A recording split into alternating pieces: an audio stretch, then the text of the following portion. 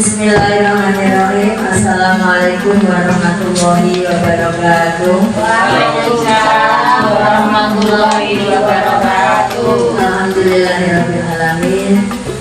Assalatu wassalamu ala asrofil anbiya wal mursalin sayyidina wa maulana Muhammadin wa ala alihi wa ashabihi ajmain. Rabbi shrah li sadri wa yassir li amri wa hlul 'uqdatam min lisani yafqahu qawli. Amma ba'du. Para pemirsa yang ada di wilayah Capim 5 yang saya hormati, pertama marilah kita panjatkan puji syukur kehadirat Allah Subhanahu wa Ta'ala yang masih detik ini memberikan kenikmatan yang luar biasa, yaitu nikmat sehat dan sempat, sehingga kita semua dapat mendapatkan rahmat dan hidayah dari Allah Subhanahu wa Ta'ala. Dan semoga apa niat baik kita yang kita punya ini menjadikan pahala bagi kita semua. Amin, amin ya rabbal alamin. Bapak, Ibu, pemirsa yang saya hormati, pada bulan Ramadan ini sudah minggu yang ketiga, yaitu minggu 10 hari yang terakhir. 10 hari yang terakhir, bahwasanya 10 hari yang terakhir itu mari kita manfaatkan dengan sebaik-baiknya. Karena apa? Pada bulan Ramadan 10 hari yang terakhir adalah yang penuh ampunan, minggu yang penuh ampunan. Oleh karena itu, mumpung masih ada waktu, kurang lebih berapa hari lagi ini, 6 hari, mari kita manfaatkan dengan sebaik-baiknya agar puasa kita pada bulan Ramadan ini diterima oleh Allah Subhanahu wa Ta'ala, bisa mengadakan bisa mentransformasi dari hal-hal yang tahun kemarin belum baik. Mudah-mudahan untuk tahun ini ibadah kita semua menjadi lebih baik, diterima oleh Allah Subhanahu wa Ta'ala. Amin, amin, Allahumma amin. Di sini saya mau menerangkan bahwasanya 10 hari yang terakhir adalah penuh ampunan. Akan tetapi ada golongan-golongan yang tidak mendapatkan ampunan dari Allah di bulan Ramadan. Antara lain, yang pertama adalah bulan Ramadan dikenal dengan bulan yang penuh ampunan, bahwa ampunan itu tidak datang secara otomatis kepada semua orang. Akan tetapi ada golongan yang terhalang mendapatkan ampunan rahmat dari Allah. Rasulullah SAW pernah mengamini doa malaikat Jibril yang berbunyi, celakalah orang yang menjumpai bulan Ramadan namun dosanya tidak diampuni. Itu terdapat dalam hadis yang diriwayatkan oleh Imam Ahmad. Di dalam golongan yang disebutkan di dalam di dalam hadis tersebut, yaitu yang pertama orang yang menyekutukan Allah atau musyrik. Oleh karena itu, orang yang menyekutukan Allah, pintu ampunannya tertutup. Karena apa? Dosa yang paling tidak bisa diampuni Allah adalah menyekutukan, menduakan Allah dengan yang lain. Untuk di dalam menyekutukan Allah itu terdapat dalam Quran surat Al-An'am ayat 13, bahwasanya syirik adalah kezaliman yang besar. Jadi Allah tidak akan mengampuni orang yang berbuat syirik. Kemudian di dalam Quran surat An-Nisa ayat 48 yang artinya Allah tidak akan mengampuni dosa syirik. Untuk yang ketiga, bahwasanya di dalam surat Al-Mumtahanah ayat 2, bahwasanya kita dilarang untuk berbuat syirik. Berarti perbuatan syirik itu perbuatan yang tidak akan diampuni. Oleh karena itu, kita sebagai seorang mukmin mudah-mudahan terjauh dari sifat syirik tersebut. Amin ya rabbal alamin. Di dalam syirik itu meskipun ada yang termasuk syirik kecil. Syirik itu ada yang pertama syirik besar dan kecil. Untuk syirik besar adalah menduakan Allah dengan yang lain, ya, dengan makhluk yang lain. Seperti kita mungkin kalau kita sakit, kita pergi ke dukun, terus hatinya di dalam hatinya mengatakan bahwasanya saya bisa sembuh karena dukun. Berarti kita menduakan Allah. Itu namanya syirik besar. Untuk yang syirik kecil, yang syirik besar itu orang yang syirik besar itu dia sudah dianggap keluar dari Islam. Itu syirik besar. Untuk syirik kecil adalah tidak akan mengeluarkan pelakunya dari agama Islam. Syirik kecil itu termasuk contohnya adalah termasuk pamer, riya, itu termasuk syirik kecil. Tidak mengeluarkan orangnya dari Islam, untuk mensegerakan kita bertaubat kepada Allah. Di dalam suatu cerita ini, para pemirsa yang ada di rumah, waktu zaman Rasulullah itu ada orang yang berbuat syirik kecil, ya. Orang yang berbuat syirik kecil itu pamer, padahal dalam hatinya itu sebenarnya tidak. Aku merasa tidak berbuat syirik, tapi perkataan yang kira-kira kita pamer itu termasuk syirik. Kemudian di dalam syirik kecil itu, dulu zamannya Rasulullah ada seorang yang sampai akhir hayatnya dia muslim, dia mukmin, tetapi tidak akan masuk surga. Padahal sholatnya sudah rajin, amal ibadahnya baik, tetapi dia tidak masuk surga. Kemudian malaikat bertanya sama malaikat, saya sudah beriman, saya sudah menjalankan amal ibadah, puasanya sampai 1 bulan itu tidak ada yang kosong, puasa Daud, puasa Senin Kamis, kemudian mungkin puasa sunnah yang lain, tetapi dia tidak masuk surga. Apa yang menyebabkan dia tidak masuk surga? Karena dia berbuat syirik tersebut, pamer sampai akhir hayatnya tidak melakukan taubat. Itu seperti itu. Zaman Rasulullah juga pernah diceritakan bahwasanya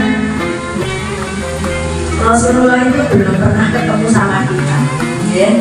Tetapi Rasulullah mempertahankan umatnya dengan sangat baik sekali. Diterangkan bahwasanya umatku, waktu akhir hayatnya itu Rasulullah mengucapkan umatku sampai 3 kali. Kemudian Jibril bertanya, ada apa ya Rasulullah? Rasulullah kok sampai mengeluarkan kata-kata umatku?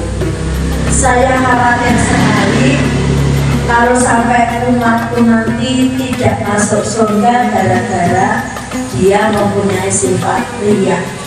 Meskipun di dalam hati, ya, kita memberikan sesuatu biar diketahui orang lain, itu namanya pamer. Riya, ilmu kecil, kelihatannya hanya kecil, seperti halo, saya kasih nulungi aku, apa iso mana? Aku loh, Berarti kan dia memamerkan dirinya bahwa dia bisa menolong. Oleh karena itu meskipun sirik itu kecil, melakukan itu monggo segera kita melakukan sholat taubat, minimal istighfar sehari semalam. Rasulullah itu pernah mengamalkan istighfar itu 1 hari 1 malam itu sampai 100 itu hanya sedikit. Kita kalau kesulitan untuk melakukan, kita lakukan setiap kita sholat subuh istighfar 20 kali, sholat zuhur nanti 20 kali. Berarti kalau kita total istighfarnya sudah 100 seperti contoh Rasulullah. Apalagi ditambahi kita sholat taubat. Hanya Rasulullah mengajak monggo umatku semua mensegerakan taubat, karena sampai akhir hayat meskipun amal ibadahnya baik, kita belum taubat, amalnya tidak akan diterima, dia akan masuk neraka. Seperti itu. Kalau sirik besar jelas yaitu persekutuan, kalau sirik kecil adalah kita pamer. Nah, seperti itu. Jadi kembali lagi, untuk golongan yang tidak akan mendapatkan ampunan di bulan Ramadan adalah orang yang menyekutukan Tuhan. Kemudian yang kedua adalah orang yang memutuskan silaturahmi.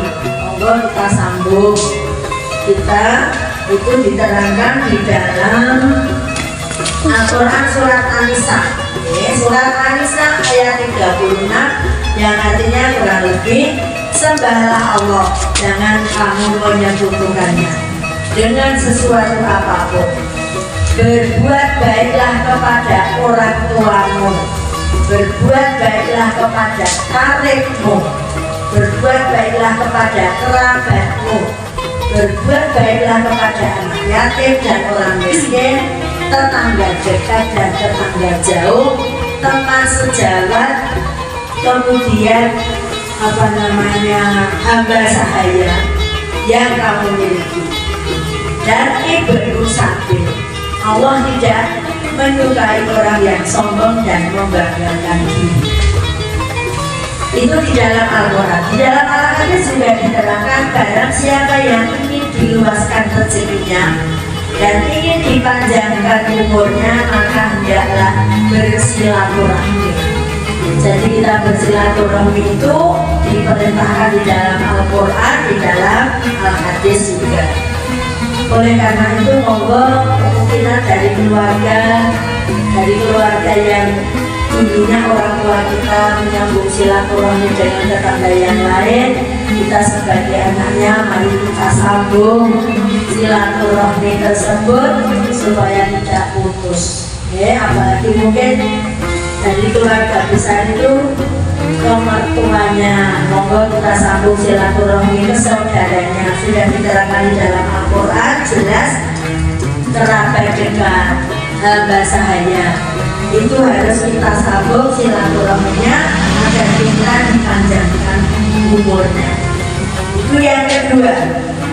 Amalan yang orang yang tidak akan diampuni adalah yang pertama syirik, yang kedua orang yang memutus silaturahmi. Orang yang sedang bertikai itu juga tidak akan diampuni. Orang yang menyimpan dendam husumat tidak akan diampuni oleh Allah. Kemudian orang yang memutuskan hubungan persaudaraan. Yang berikutnya adalah orang yang sedang bermusuhan hingga berdamai.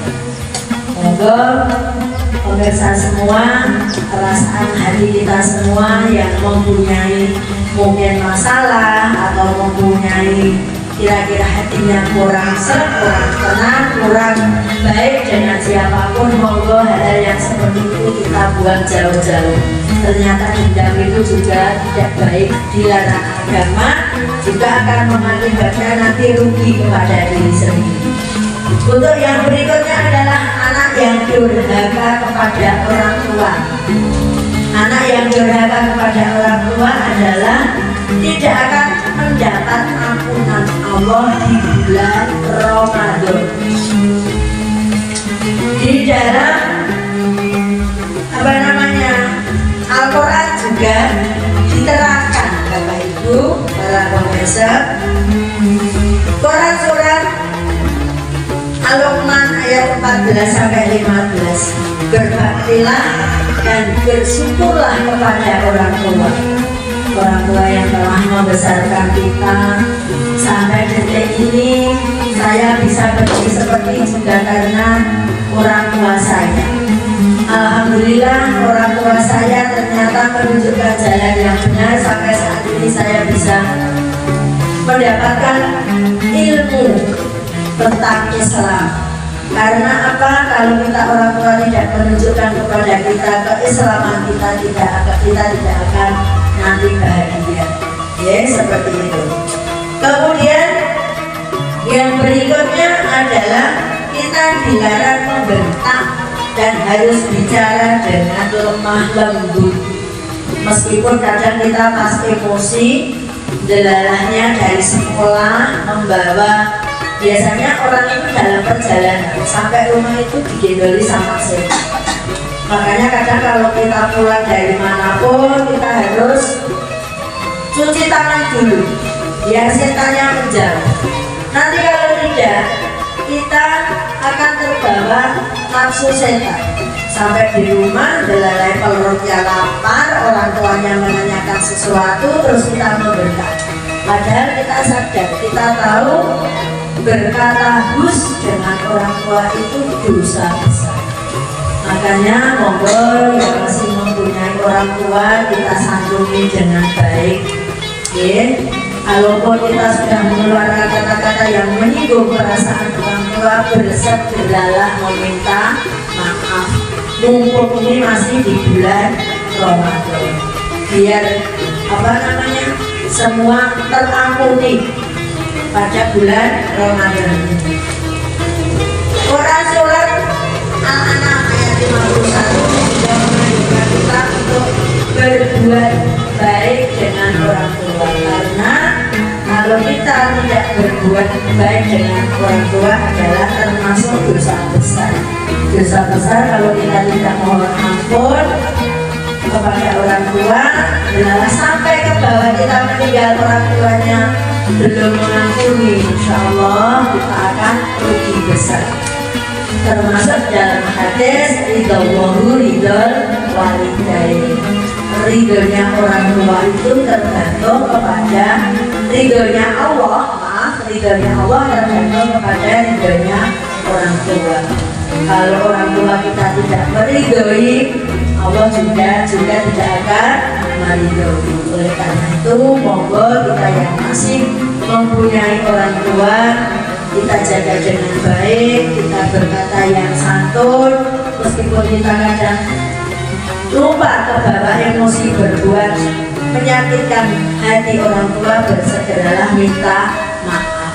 Minta maafnya tidak usah menunggu pada hari raya Idul Fitri. Kalau kita berbuat salah, langsung segera.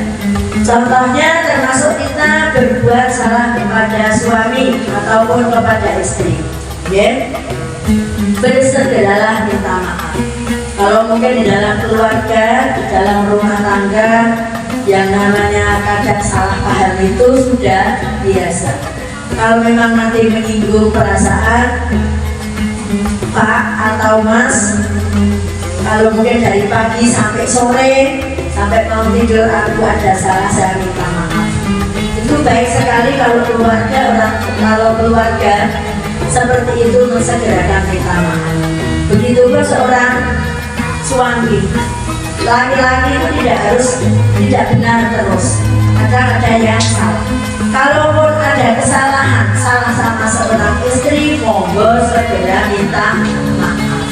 Dedarannya belum minta maaf, masih berdongkol di dalam hati istrinya ataupun suaminya meninggal, padahal dia belum memaafkan. Kita akan menjadi orang yang khosirin, termasuk orang yang rugi.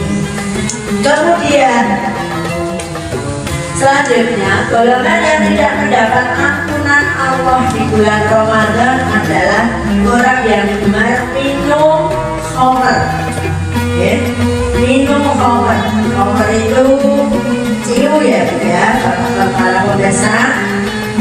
Khamr itu ciu yang bisa memabukkan orang yang meminumnya. Itu di dalam Al-Quran juga diterangkan dalam surat Al-Maidah bahwasanya khamr, judi, mengundi nasib adalah dosa besar. Apalagi di dalam Al-Quran juga diterangkan surat An-Nisa ayat 3, larangan keras apabila kita sholat dalam keadaan mabuk. Tidak boleh. Allahu Akbar lihat karena dia mabuk. Itu selama dia tidak tobat, juga Allah tidak akan mengampuni. Mumpung ini masih Ramadan bulan minggu terakhir yang penuh dengan ampunan, monggo segerakan kita memohon ampun kepada Allah. Minum minuman khamr, apalagi pada bulan Ramadan seperti ini, monggo nanti kalau tetangga kita ada yang seperti itu diingatkan, diingatkan. Qaulil haqi walau muron itu dilarang. Tetapi kejenengan itu dosa itu dilarang. Tapi kejenengan kok takut ngilek ternyata masuk dosa besar. Tetapi kalau kejenengan bahwa itu salah, kejenengan menegur, meskipun itu pahit, lagi ngilek orang yang mabuk, kita sampai itu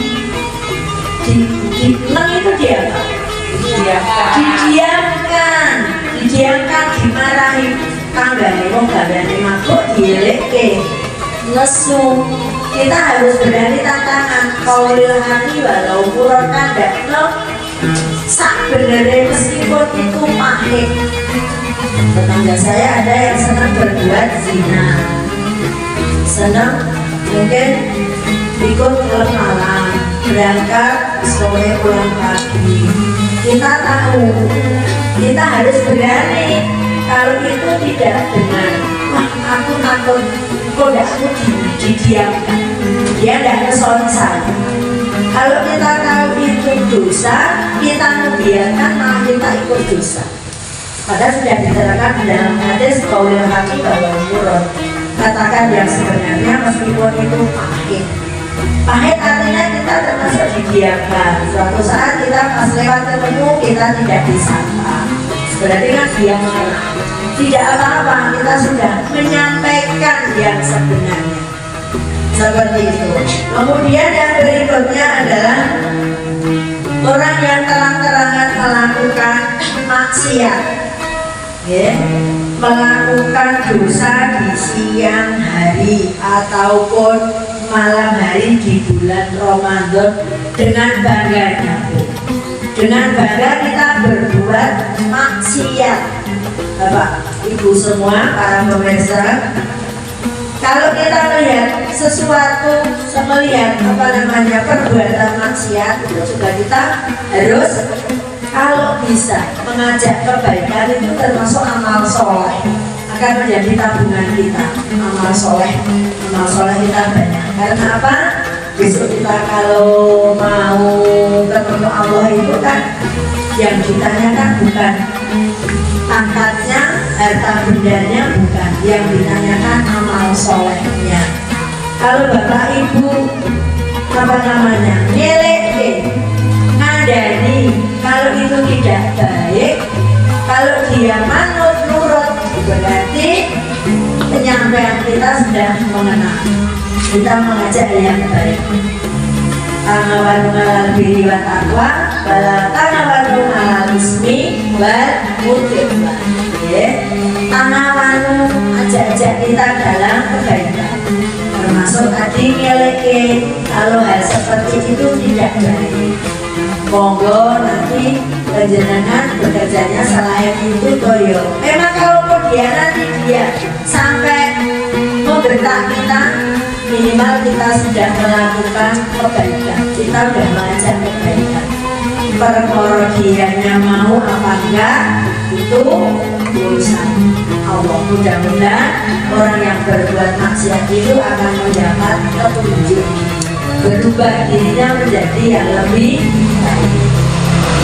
Oleh karena itu, Bapak Ibu, para pemirsa yang ada di wilayah Kadi 5, itulah tadi golongan-golongan yang tidak akan mendapat ampunan Allah pada bulan Ramadan. Oleh karena itu kita harus mensegerakan kita bertaubat. Mudah-mudahan taubat kita diterima Allah, puasa kita bulan Ramadan ini diterima Allah. Perasaan dengan kusuma dibuang, kita menjalin silaturahmi, perkara-kara gelem ya wis sing penting kita sudah mengajak damai. Seperti itu. Makanya monggo sekali lagi saya aturkan yang tidak akan mendapat ampunan di bulan Ramadan adalah orang yang menyekutukan Allah, orang yang memutuskan silaturahmi, orang yang berdurhaka kepada orang tua, orang yang mabuk-mabukan, yang kelima adalah orang yang terang-terangan melakukan maksiat. Mudah-mudahan kalau ada orang yang seperti itu pada bulan Ramadan ini segera meminta maaf kepada Allah, segera bertaubat. Mudah-mudahan amal kita, amal ibadah kita pada bulan Ramadan ini diterima oleh Allah Subhanahu wa Ta'ala. Mudah-mudahan kalaupun benar yang saya aturkan, semua itu adalah bimbingan Allah. Kalaupun ada salah, semata-mata insanu makhluk organisasian, kalau manusia adalah tempat salah dan lupa. Akhirul kalam, bila taufiq wal hidayah. Wassalamualaikum warahmatullahi wabarakatuh. Terima kasih.